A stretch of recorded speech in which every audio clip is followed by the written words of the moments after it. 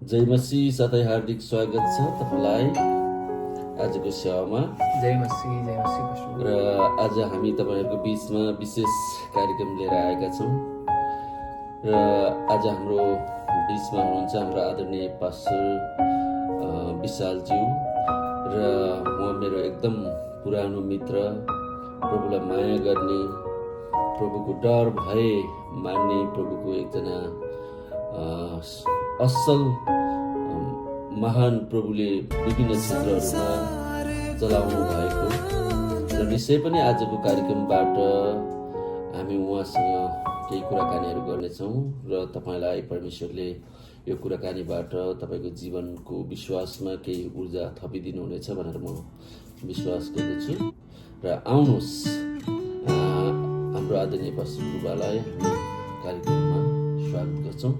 Pastor गुरुबा, तपाईलाई कार्यक्रममा स्वागत छ। साथै जय मसीह। एकदम पास्टर मोजेस खड्काजी हुनुहुन्छ उहाँ, तपाईँलाई एकदम धन्यवाद छ। तपाईँले मलाई तपाईँको कार्यक्रममा बोलाउनु भयो है। हजुर। अनि यो अवसर दिनुको लागि म धेरै आभारी छु तपाईँको प्रति र प्रभुलाई धन्यवाद भएको होस् तपाईँको साथमा भेट गर्ने चाहिँ मौका पाए धेरै दिनुहुन्छ। र पास्टर गुरुबा, आज हामी विशेष गरेर हाम्रो श्रोता अथवा हाम्रो प्रभुको जनहरूलाई हामीले बाइबल किन पढ्नुपर्छ भन्ने विषयमा अलिकति तपाईँसँग कुराकानीहरू गर्छौँ। र परमेश्वरले हामीहरूको हरेकको हातमा उहाँको वचन राखिदिनु भएको छ। र यो चाहिँ अब कतिपटक बाइबल पढ्ने भन्दाखेरि चाहिँ एउटा क्रिस्चियन भएको कारणले गर्दाखेरि एउटा धार्मिक रीतिविधिबाट हामीले बाइबल पढ्ने भन्ने कुराहरू, अब बिहान बाइबल पढ्ने, बेलुका बाइबल पढ्ने अथवा विभिन्न वचनहरू, सेमिनारहरू, सेवा सङ्गतिमा बाइबल पढ्नुपर्छ, प्रार्थना गर्नुपर्छ भनेर हामीले त्यसै सुनिराखेका हुन्छौँ। तर खास परमेश्वरले हामी हरेकको हातमा बाइबल राखिदिनु भएको छ, उहाँको वचन राखिदिनु भएको छ। र हामीले बाइबल पढ्नु अथवा अध्ययन गर्नु, परमेश्वरको वचन हामी विश्वासीहरूले बुझ्नु चाहिँ खास कारण चाहिँ के जस्तो लाग्छ हाम्रो श्रोतालाई? हजुर, हुन्छ। तपाईँले एकदमै राम्रो क्वेसन गर्नुभयो है, बाइबल किन पढ्नुपर्छ भन्ने सवालमा। यो चाहिँ एकदमै इम्पोर्टेन्ट छ बाइबल पढ्नु चाहिँ। तपाईँको अब तपाईँले देख्नुभयो भने बाइबल चाहिँ एउटै शब्दमा भन्नुपर्दा बाइबल किन पढ्नुपर्छ, एउटै शब्दमा भन्नुपर्दाखेरि चाहिँ बाइबल पढ्नुपर्छ हामीले परमेश्वरको आवाजलाई सुन्नुको लागि। अब एकछिन म ओल्ड टेस्टामेन्टमा जान चाहन्छु है। पुरानो करारमा तपाईँ जानुभयो भने त्यहाँनिर पनि फर इक्जाम्पल हामी नुवाको विषयमा कुरा गर्नु, नुवाको विषयमा कुरा गर्दा नुवाले त्यत्तिकै आफ्नो मनमा लागेर आफ्नो चाहतको अनुसार चाहिँ नुवाले त्यो नाउँ बनाएको होइन नि त। नुवाले नाउँ बनाएको कारण के हो भन्दाखेरि परमेश्वरको आवाजलाई सुनेर बुझेर त्यो अगुवाईमा चाहिँ नुवाले त्यो जाँच बनाएको हो नि त। अनि त्यही प्रकारले आज बाइबल किन पढ्नुपर्छ हामीले भन्दाखेरि एउटा एकदम सिम्पल भाषामा भन्नु पऱ्यो भने परमेश्वरको आवाजलाई सुन्नुको लागि एकदम भेरी। किनकि परमेश्वरको वचन नै परमेश्वर हुनुहुन्छ। आज धेरैचोटि मान्छेले परमेश्वर उनीहरूको साथमा बोलेको चाहन्छ। सबै व्यक्तिले, खास गरेर सबै विश्वासीले आज चाहिरहेको हुन्छ कि परमेश्वरले मसँग बोले पनि हुन्थ्यो, परमेश्वरले मसँग बोले पनि हुन्थ्यो। अनि कसैले चाहिँ अहिले पनि त्यो एक्सपेक्ट गरिरहेको हुन्छ कि अगमवक्ताले आएर मसँग बोलिदिन्थ्यो। कसैले के भन्छ आराधना गरिराख्दा वर्सिप लिडरहरू बोलिदिन्छ कि, अनि प्रार्थना गरिराख्दाखेरि पास्टरको बोलिदिन्छ कि मेरो विषयमा भनेर। हो, पास्टरको द्वारा परमेश्वरले बोल्नुहुन्छ, किनकि पास्टरले परमेश्वरको वचनलाई नै बाँडिरहेको हुन्छ। तर व्यक्तिगत रूपमा जब तपाईँ परमेश्वरको आवाजलाई सुन्नु चाहनुहुन्छ भने चाहिँ तपाईँले बाइबललाई नै पढ्नुपर्छ होइन। किनकि परमेश्वरको वचन नै परमेश्वर हुनुहुन्छ र परमेश्वर नै वचन हुनुहुन्छ भनेर यौनमा भनिन्छ। अनि त्यसै कारणले गर्दामा परमेश्वरको आवाज सुन्नु बाइबल पढ्नुपर्छ। हामीले भित्र हृदयलाई बुझ्न सकिन्छ परमेश्वर। अनि आज अब हामीले कतिचोटि के हुन्छ भन्दाखेरि एउटा तपाईँले यही क्वेसन सोधिरहनु हुँदाखेरि मलाई यो कुरा याद आयो। आजकलको समयमा के भइराखेको छ भन्दाखेरि फेसबुक, युट्युब अनि टिकटक, इन्स्टाग्रामतिर आजकल एडिट हुन्छ नि त, हरेक भिडियोहरू एडिट गरिन्छ। अब कुनै अगमवक्ताले कुनै परमेश्वर दासहरूले वचन बोलिरहेको हुन्छ, बिचको ठ्याक काटेर बिचको पार्ट हालिदिन्छ हो। अनि त्यो हालिदिने मान्छेहरूले त पुरै सुनेर नै हालेको होला सायद, हुनसक्छ आधी मात्रै सुनेर नै उसले हालेको होला। तर सुन्ने मान्छे चाहिँ के हुन्छ भन्दा त्यो आधी मात्रै सुनिन्छ, अनि कसैलाई पनि झुटा अगमवक्ता भनिन्छ, झुटा शिक्षक पनि भनेर राखेको छ होइन। तर त्यो सत्य चाहिँ के रहेछ भने चाहिँ बाइबल पढेपछि थाहा हुन्छ। त्यही कारण धेरै अब योशुले त्यहाँ भनेको छ नि त, योशुले कि परमेश्वरको वचनलाई चाहिँ दिनरात अध्ययन गर्नु होइन, आफ्नो मुखबाट परमेश्वरको वचनलाई टाढो नपार्नु, त्यसको द्वारा नै तपाईँले सफलता पाउँछ। सफलता चाहिँ केमा पाउँछ? अब तपाईँले एउटा बिजनेसम्यान भन्न गयो भने तपाईँले बाइबल पढ्नु न, तपाईँले सफलता पाउँछ भने अब इलोन मास्कले डाइरेक्टली नै भने चाहिँ मैले बाइबल नपढ्नु नै सफलता पाएको हुन्छ। तर यहाँ सफलता के को विषयमा कुरा गर्छ? यहाँ सफलता चाहिँ खास गरेर इजरायलीहरूलाई चाहिँ त्यो यात्राको सफलता परमेश्वरको वचन दिनरात मनन गऱ्यो भने, दिनरात परमेश्वरको वचन बोलिराख्यो, परमेश्वरको वचनमा टाढो पारेन भने उनीहरूको यात्रा उनीहरू सफल हुन्थ्यो कि। आज तपाईँ र मेरो यात्रा चाहिँ के हो भन्दाखेरि संसारमा चर्चमा जानु, 1 घन्टा बस्नु, रिटर्न आउनु होइन, 10 अंश दिनु, अफरिङ हाल्नु, रिटर्न आउनु होइन। तर तपाईँ र मेरो यात्रा चाहिँ सुन्दर ठाउँ छ कि, नयाँ यरुसलेम छ, नयाँ अर्थ छ, नयाँ स्वर्ग छ, परमेश्वर त्यो यात्रा चाहिँ ठुलोले हामीलाई कस्तो लाग्छ? परमेश्वरको खाँचो छ।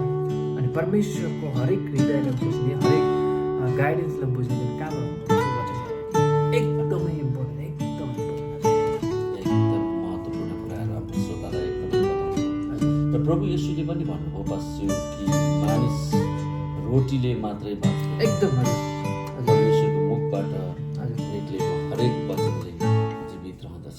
हजुर एकदम हजुर। र भनेपछि एउटा मान्छे रोटीले मात्रै बाँच्दैन भनेपछि रोटी भन्नाले हाम्रो शारीरिक दाल, भात, तरकारी अथवा विभिन्न खानेकुराहरू पर्छ शरीरमा चाहिँ। र अर्कोतर्फ प्रभु येशूले भन्नुभयो कि परमेश्वरको वचनले जीवित रहँदछ। हजुर भन्नुको अर्थ के? यो प्रभुले हामीले वचन खानु पर्ने अथवा वचन अध्ययन गर्नुपर्ने, वचन बुझ्नुपर्ने, मानिस चाहिँ खानेकुराले मात्रै, संसारको कुराले मात्रै बाँच्दैन भनेर हामी एउटा भजन पनि गाउँछौँ, संसारको पानी मेटिँदैन, संसारको खानेकुरा, लगाउने कुरा, संसारको धन। आज हामीसँग रुपियाँ पैसा धन सम्पत्ति छैन होला, अनि त्यो नभएको कारणले गर्दा ओहो यो हाम्रो राम्रो घर, राम्रो गाडी, राम्रो कुरा, राम्रो ठाउँ, राम्रो कुराहरू भयो भने त म त एकदम तृप्त हुन्छु होला, सन्तुष्टि हुन्छु होला जस्तो हामीलाई त्यस्तो लाग्छ। तर प्रभु येशूले कति महत्त्वपूर्ण कुरा बताउनुभयो, मानिस रोटीले मात्रै बाँच्दैन, संसारको थोकले मात्रै होइन, परमेश्वरको वचनले जीवित रहँदछ। अनि हामी अर्को एउटा भजन पनि गाउँछौँ पछिल्लो, यो बाँचेका मात्र जीवित पनि छौँ भन्ने एउटा भजन पनि छ, सुन्नुभएको छ नै। एउटा बाँच्नु, प्रभुलाई ग्रहण गर्नु, अनि तपाईँ विश्वासी हो भन्दा विश्वासी हो जय मसीह भन्ने, तर एउटा साक्षी हुने, एउटा गवाही हुने, परमेश्वरको इच्छा पुरा गर्ने, परमेश्वरको योजना पुरा गर्ने, ओ त्यो पवित्र आत्माको शक्ति आगो लिएर आफ्नो गाउँ घर देशमा ख्रिस्टको निम्ति त्यो साक्षी हुने मान्छे रोटीले मात्रै बाँच्दैन, परमेश्वरको मुखबाट निक्लेको हरेक वचन जीवित रहन्छ। वाउ, के भन्नु चाहन्छ? एकदम असल पास्टर प्रभुले भन्नुभयो नि त, रोटीले मात्र होइन तर परमेश्वरको मुखबाट निक्लेको वचनले मानिस जिउन सक्छ। आज तपाईँले जे पनि देख्नुहुन्छ नि परमेश्वरको वचनको द्वारा भएको हो नि त। आदिमा के थियो भन्छ त, योनाले भन्छ आदिमा वचन थियो, वचन परमेश्वर साथमा थियो, र वचन नै परमेश्वर हुन्थ्यो। र परमेश्वर जति कुरो बनाउनु भयो, सृष्टि गर्नुभयो, एक शब्द मनुष्यलाई हामी हेऱ्यो भने सबै कुरो परमेश्वरले वचनको द्वारा नै सृष्टि गर्नुभयो। अनि यौना 1मा आएर हामीले त्यहाँबाट पढ्दै पढ्दै हामी तलतिर गयो 13-14 हामीले पाउँछ कि वचन चाहिँ देहधारी भयो भनेर परमेश्वर वचनले भन्नुहुन्छ। वचन चाहिँ एउटा शरीरमा के भयो देखिन सकिने। हजुर, अनि त्यो शरीर चाहिँ को हो? ख्रिस्ट शरीर हो नि त। अनि वचनको द्वारा मान्छे जीवित हुन्छ नि त। मान्छे चाहिँ वचनको द्वारा जीवित हुन्छ। त्यो वचन चाहिँ को बनेर आएको छ? ख्रिस्ट येशू बनेर आएको छ है। ख्रिस्ट येशूको द्वारा चाहिँ हामीले जीवन पाइन्छ।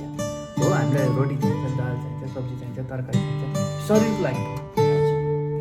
तर हाम्रो आत्मालाई त यो जति नै मिठो फल खानु, जति मिठो कुरो लाउनुहोस्, त्यसले हामीलाई जीवन दिनु सक्दैन नि त।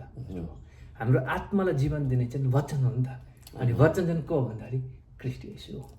मिठो कुरो चाहिँ यहाँनिर वचन चाहिँ को भन्दा ख्रीष्ट येशू हो। अनि ख्रीष्ट येशूमा नै जीवन छ। वचनलाई हामीले पवित्र आत्माको रूपमा नै हामी लिन सकिन्छ। किनकि योना 6 मा हामीले त्यहाँनिर हेर्दै गयो भने प्रभु येशूले योना 6 मा चाहिँ जसले मेरो शरीरलाई खान्दछ, मेरो रगतलाई पिउँदछ, उसले मात्र जीवन पाउँदछ। त्यति धेरै अरू व्यक्ति सुन्ने व्यक्तिहरू पनि, इभन येशूको चेलाहरू पनि त्यहाँनिर चाहिँ अलिकति कन्फ्युजनमा परिरहेको हुन्छ कि कसरी हामीले मासु खानु, कसरी हामीले रगत पिउँ भन्ने सोचमा हुन्छ। तर प्रभुले उहाँको विचार के हो, के चलिरहेको छ भन्ने कुरो थाहा भएर प्रभुले भन्नुहुन्छ मैले जे भने यो चाहिँ मैले आत्मा गर्दैछु।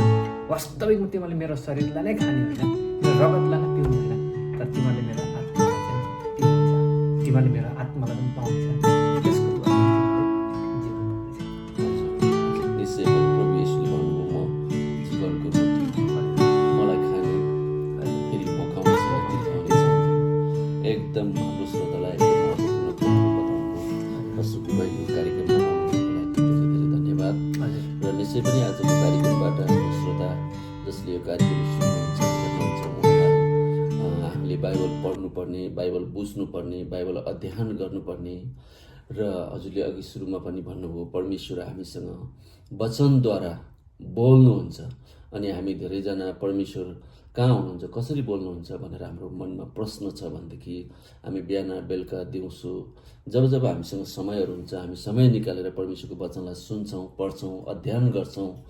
त्यहाँबाट चाहिँ हामी परमेश्वरको इच्छा, योजनाहरू एकदम पशुले भन्नुभएको एकदम महत्त्वपूर्ण कुरा, परमेश्वरले आफ्नो वचनद्वारा संसारलाई सृष्टि गर्नुभयो र आज पनि परमेश्वर आफ्नो वचन पठाएर हाम्रो जीवनलाई चाहिने कुराहरू, हाम्रो परिवारलाई चाहिने कुराहरू त्यो सृष्टि गर्ने अथवा जुटाउने काम उहाँको वचनद्वारा गर्नुहुन्छ। त्यसैले हामीले वचन सुन्नुपर्छ, बुझ्नुपर्छ, अध्ययन गर्नुपर्छ। त्यस कारणले परमेश्वरले हामी हरेकको हातमा उहाँको वचन राखिदिनु भएको छ। र पास्टर हामी कार्यक्रमबाट बिदा हुँदै गर्दाखेरि हजुरले जसले यो कार्यक्रम सुन्दै हुनुहुन्छ, हेर्दै हुनुहुन्छ, उहाँहरूले अब निरन्तर रूपमा बाइबल पढ्ने, प्रार्थना गर्ने, अध्ययन गर्ने, बुझ्ने र अरूलाई पनि बुझाउन सक्नु भएको होस् भनेर हामी कार्यक्रमबाट बिदा हुँदै गर्दा हजुर छोटो प्रार्थना गर्न सक्नुहुन्छ। हुन्छ। प्रभु तपाईँलाई हामी धन्यवाद दिन्दछौँ। अनि यो कार्यक्रमको लागि पनि हामी तपाईँलाई धन्यवाद दिन्दछौँ। यो समय तपाईँले जुटाउनु भयो र पास्टर बाउको साथमा भेटघाट गराएर यो कार्यक्रममा हुने मौका तपाईँले दिनुभयो, त्यसको लागि म तपाईँलाई धन्यवाद दिन्दछु। र जति ले यो वचनलाई सुन्नेछ, यो वचनलाई ग्रहण गर्दछ, प्रभु तपाईँले उहाँहरूलाई स्वर्गीय आशिषले भरिदिनुहोस्। उनीहरूको हृदयमा प्रभु तपाईँको वचन गाडियोस्, तपाईँको वचनको फल फलाओस् भनिकन प्रभु हामी प्रार्थना गर्दछौँ। धन्यवाद प्रभु। सुन्ने व्यक्ति सबैजनालाई तपाईँको आशिष बोल्दछु, उनीहरूको स्वास्थ्यमा तपाईँको चङ्गाएर बोल्दछु प्रभु।